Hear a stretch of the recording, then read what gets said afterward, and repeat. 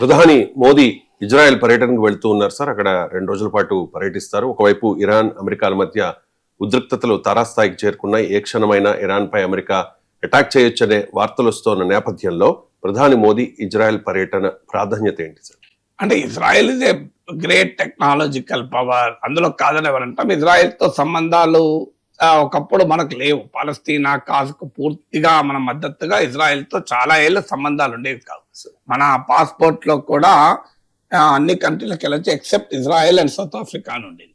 South ఆఫ్రికాలోమో white racist government ఉండేది, Israel ఏమో పాలస్తీనా ప్రజలను అణిచివేస్తోంది కనుక. ఆ తర్వాత పివి నరసరావు ప్రైమ్ మినిస్టర్ అయ్యాక, పివి నరసరావు బీజేపీ అందుకే గౌరవిస్తుంది. సో ఒక రకంగా BJP ideological agenda, PV Narasimharao ideological agenda చాలా కామనాలిటీ ఉంటుంది. అందుకే కాంగ్రెస్ లో ఏ ప్రైమ్ మినిస్టర్ ను బీజేపీ అంగీకరించదు, ఒక పివి నరసింహరావు అంగీకరిస్తుంది. ఎకనామిక్ ఎజెండా నుంచి ఫారెన్ పాలసీ ఎజెండా వరకు, డొమెస్టిక్ పొలిటికల్ ఎజెండా నుంచి మొదలుకొని అనేక అంశాల్లో పివి నరసింహారావు విధానాలు, బీజేపీ విధానాలు, సంఘ్ పరివార్ విధానాలను సారపెత్తుంది. సో అలా పివి నరసింహారావు టైంలో స్టార్ట్ అయింది. కానీ భారతీయ జనతా పార్టీ, ఆర్ఎస్ఎస్, భారతీయ జనసంఘ ఉన్నప్పటి నుంచి కూడా ప్రో ఇజ్రాయెల్ ఫారెన్ పాలసీ. ఎందుకంటే ఇజ్రాయెల్ అన్ని ముస్లిం కంట్రీస్ తో ఫైట్ ఉంటుంది కనుక యాంటీ ముస్లిం పాలిటిక్స్ లో భాగంగా సంఘ్ పరివార్ బీజేపీ మొదటి నుంచి కూడా ప్రో ఇజ్రాయెల్ స్టాండ్. అందువల్ల ప్రైమ్ మినిస్టర్ గా మోడీ అయ్యాక ఇజ్రాయెల్ కి ఇండియాకి సంబంధాలు మరింత బలపడడం నేచురల్ అలియన్స్ అది. సో కానీ ఇక్కడ ఇప్పుడు వెళ్ళేటప్పుడు ఇష్యూస్ ఏంటి అంటే, ఒకటి నెతన్యాహుకు ఒక రకంగా ఇది లెజిటిమసీ ఇవ్వడం.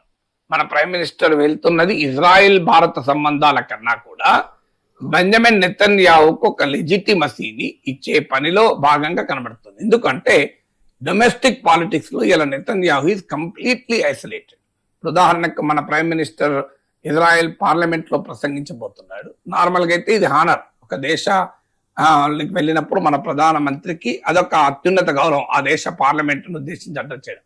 ఇలా ఇజ్రాయెల్ అపోజిషన్ ప్రకటించింది, మేము ఇండియన్ ప్రైమ్ మినిస్టర్ ప్రసంగాన్ని బైకాట్ చేస్తామని. అది ఇండియా మీద వ్యతిరేకతతో కాదు.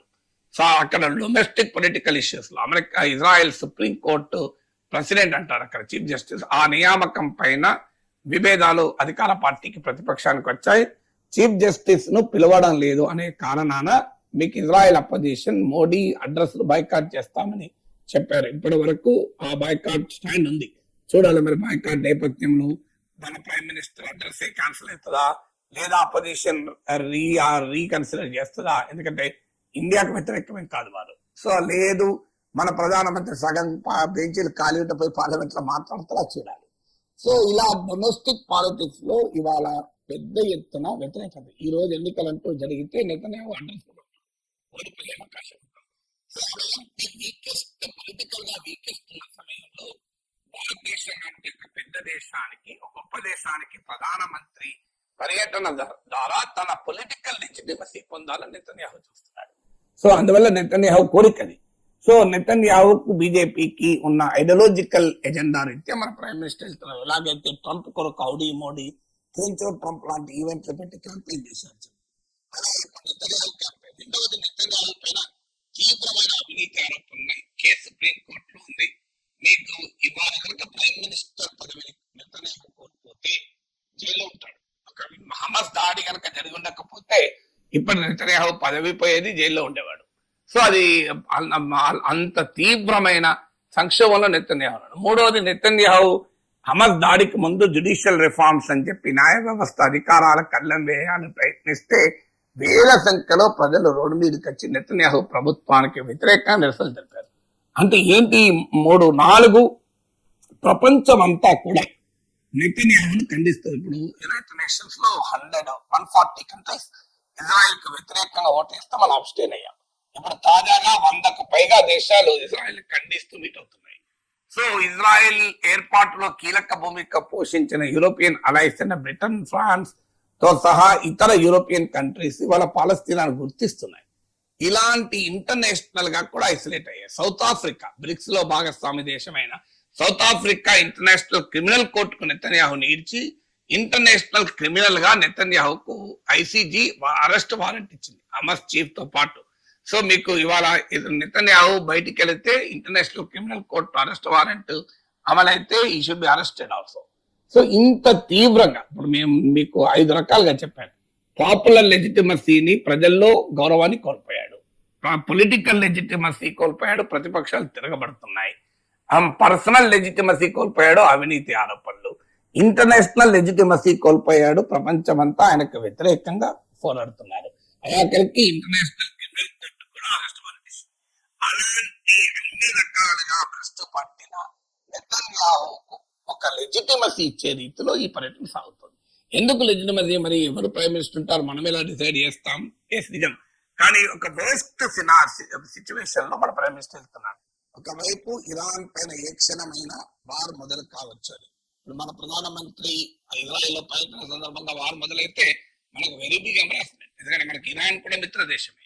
సో ఇరాన్ పైన 90% వార్ ఉండవచ్చు అని అమెరికన్ మిలిటరీ జనరల్ చెప్తున్నారు. అమెరికా, ఇజ్రాయెల్, ఇరాన్ పై కనుక యుద్ధం ప్రకటిస్తే అది రీజనల్ వార్ గా మారే అవకాశం కనబడుతుంది. ఎందుకంటే తాజాగా వార్తలు ఏమొస్తున్నాయంటే Hezbollah is also preparing for Israel Iran war అని.